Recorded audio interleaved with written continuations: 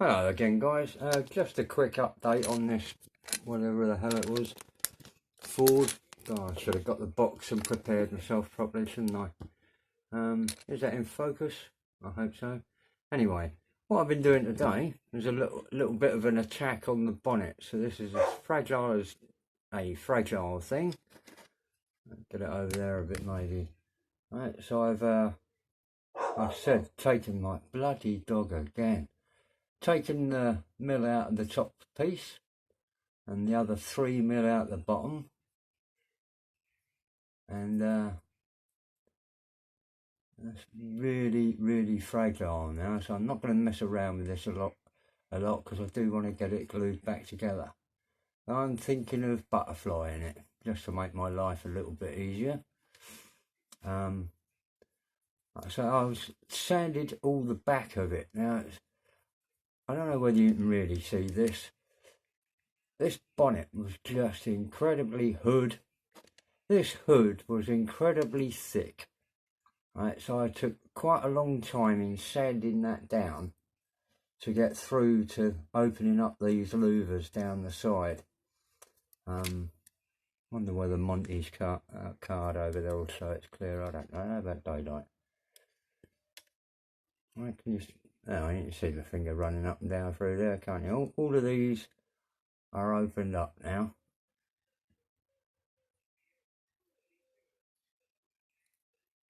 I'm sure you can see through all that. And the real thing on this car, I suppose it would have had a centre piano hinge down there, and so you can fold this side up along with that folding under like that. So I'm looking at sawing this up further, but I'm not going to do it yet. What I'm going to do is put the two halves back together so as they're in a usable state, because they are only held by tape, and like I say, certainly the lower parts are now very fragile. Right? But I'm going to use this because it now will line up, if I can do all this one-handed with, right, it now lines up with the height of the, oh, it's falling apart already, with the body eye section, right? So we're back down to the under part. Oh, I can't do this like this, all bloody cack-handed. So then we've got to work out where the grille will go. I intend not axing this front grille. I want to just drop it really. So as I'll end up, let's do it like that. So that's right. Try again. That blame of right. So somewhere around there. Oh yeah, that little lip. That lip there locates into that frame point there, just along that edge, not in that trough, just along that edge. Right, so the stock point was there, and if you can look over my fingers, we're trying to do it like that. The stock point's there, and we're miles below that. Oh, just got through. So what I'm hoping to do anyway is lower this front grille down like that, and then blend the front fenders down to it. So there'll be another piece of card from probably way out here, and then drops down to where the new lower of the grille will be, and then back up the other side. So we'll have an exaggerated, something like that, you know, shape, dipping down through that part to locate the bottom of the grille, and try and keep the full height of the grille, but we've axed everything else. And that'll bring us around to this other part, which is the interior bucket. Now, as you can see on here, I've got this marked out, and what I do with this is literally I want to put that on a flat surface, right, that will not rock around, and jig up my pen to the height I want. Then I keep my pen, I could have done that, right, on that height level and rotate the part. So I then mark all the way along there, then raise it to, you know, all the way along there, flip it round, and I'll have the same height demarcation point where my pen is and run that along there. then add the 4mm to that, raising my pen up the 4mm and going back along. Spin that round and then down there again. That gives me 2 parallel lines at the right, well, altitude for want of a better word, the right height, right, before I cut these. The front bulkhead I was looking at, I don't know whether you can see down there, let's find something dark to back it against. When I put this, take that bulkhead there, right, I don't know whether you can see there's a gap underneath there, a little dark line of about 1/2 mm. Right, so I'm thinking about that, keeping that in my mind. And also, when you look inside, it's got an amount, oh, how about that one, right down there. Right, there's an amount of swarf that will need to be cleaned off, like flash, that will clean up to get this to sit actually vertical, because at the moment, I don't know whether you can see that, it's leaning back a bit. There's something down the bottom that's pushing the bottom out. I want to get that back before I cut it. Right, so that'll actually sit square on there. I know it's in the right place and I can tag my markings again. Now, because this bulkhead's really quite nicely moulded, I'm not even sure I'm going to use it. I might just replace it. But it's going to take a bit of cutting around. So there's a couple of ways to go here. I could cut it out completely and just leave the outer surrounds there. I'll take this, if I can get this peeled apart, I'll have the same problems I did the other day with tape that won't stay. Get off your bugger, that's it. Right. This is quite a neat part there. I don't know, regulator rectifier, I should think that is. Possibly the fuel pump, if it had a remote fuel pump. There's some sort of gizmo going on there, and the battery tray and all that. Really nice moulded part. In fact, this kit, this whole kit, I think is really nice. It's alright until Johnny Hacksaw got hold of it. But anyway, we need to also remove 4mm out of this because it won't fit in.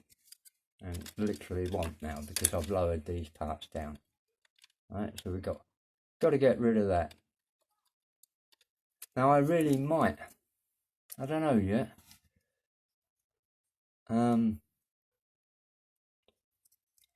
I say, I'm thinking of cut. I mean, either way it gets destroyed. So I mean, it's not, you know, if I lop it off at, say, my go back around there, at the 4mm we had,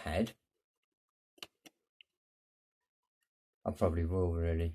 Bit of shame, but there you go. It's one of the things with cutting these bits up. You cut up nice bits and bad bits, right? So if I put that back there, I'd just mark it through, cut it through, and drop it. This cutaway has got to line up with something, and I believe it's probably, do that again, out of the way, Johnny. Probably with that step there. I'm not 100% sure yet.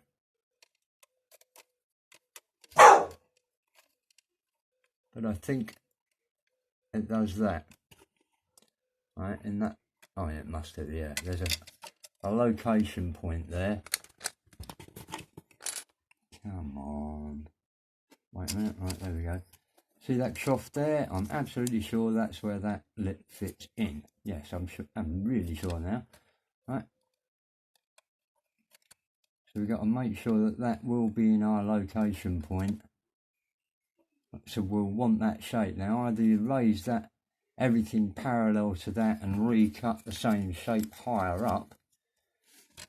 Right, so if I was to take the 4mm off the bottom, I'd still have to take 4mm off of this, because not everything will line up yet again, see? This is a high...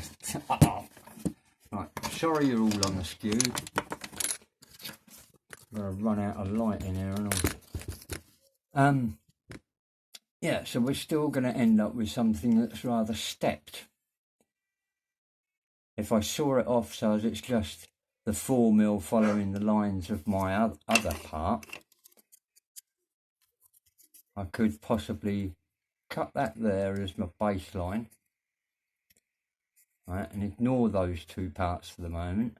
Then take the 4mm out of there to there, and then glue those back on up there.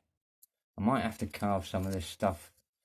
I think I might cut that off first and possibly, is it dimpled at the back? No, it's solid plastic lump. I'll cut that off. Might come in handy in a later build. And that will give me a semi-clean face there, plus the tunnel, whatever. We haven't got much of a tunnel here. So we'll have to find out what's there, but that, yet again, is going to lose its 4mm. We'll probably section that along there, take it off there, and glue the bottom parts back on at a higher level. And I'm going to clean some of this off. I'll saw the battery tray off, saw that off, and then come back to it before I actually cut this in half, which you'll see on the next episode. Again, with this, we're going to need to, sorry about the wiggles and all that. Right, we'll have that realigned there. With this bucket, there's bugger all in it apart from these locating points for the rather nice mouldings of a window winder and the door lock, you know, door catch. So it's pretty basic to just plough through that lot, drop it down to 4mm, and that will bring us back in line with the window height of the outer body.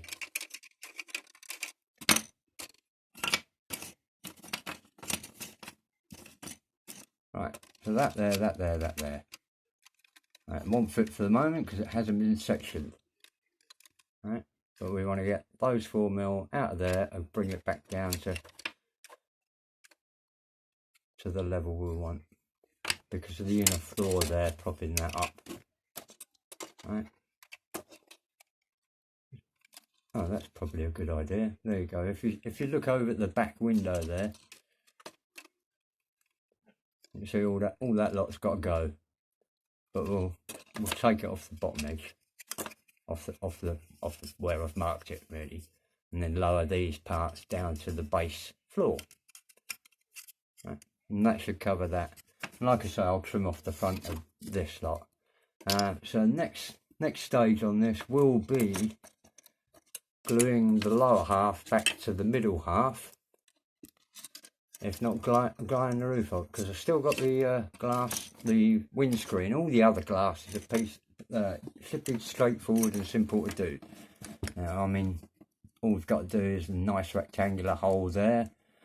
What I'll probably do is just put another strip around there, strip up there, and slide a panel down in from the inside, and not worry too much more about that.